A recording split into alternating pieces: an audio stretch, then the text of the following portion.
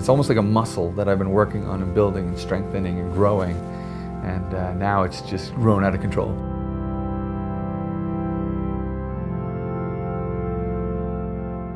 So with the antique artwork, I guess the hoarding problem is what I call it actually, was my uncle and I were really into this. He's more into just antiques and refinishing them, and I was into making artwork out of broken antiques and salvaging pieces of historical fact. There's a lot of history to it and character to it, and they were designed and built well and they looked pretty, so I was like, all right, I want to use this as my base materials for stuff.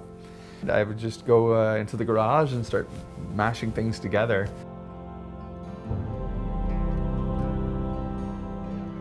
And I started coming across the antique frames too, so these big ornate gilded frames, and I was like, man, are they ever beautiful? Like compared to the boring IKEA little black frames. And I almost just completely departed from that antique hoarding mess artwork of sculptural antique bits and Frankenstein stuff. There's just something that clicked, you know what I mean? You get that eureka moment.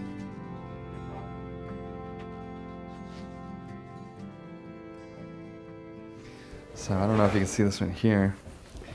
This is one of actually the first ones I did. And so I was finding at the antique shops these old paintings. I wanted the old frames. I didn't care too much about the paintings, to be honest. And then after a while I started seeing, you know, people were doing this. Dave Pilat and Gnarled Beach. I think even Banksy, some guy from the UK, did a couple of these where he paints on the landscape. But you know, it's usually like superheroes, Darth Vader, Super Mario Brothers, Pac-Man, a giant sea creature.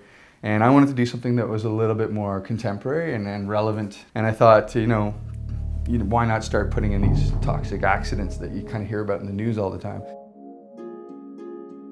So this one's actually titled after the news headline that I thought about. So it's called 50,000 liters of oil spill on a Calgary highway and sinks into the wetlands. So I was like, all right, well, there's the title of a ruined landscape. I'm gonna ruin this landscape.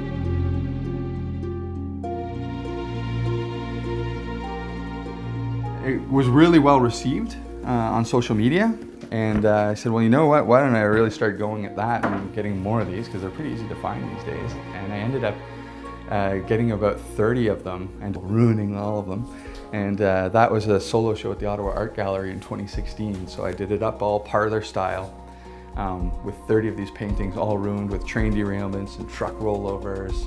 I had barrels being dumped into the creeks, and these are all based on real Canadian toxic accidents. I find if something is serious and heavy and not going away, then that's when I kind of want to start exploring it as an art piece. So I have been doing one, it's called You Get a Gun, You Get a Gun, You Get a Gun, Everybody Gets a Gun, and it's a cherub and he's sharing guns down to the population. I'm trying to find a balance between the heavy-duty, serious subject matter and the comedy. And that's always a very delicate balance because you don't know how people are going to react. Different people react differently. Every now and then I probably push the button a little too much and it upsets a few people.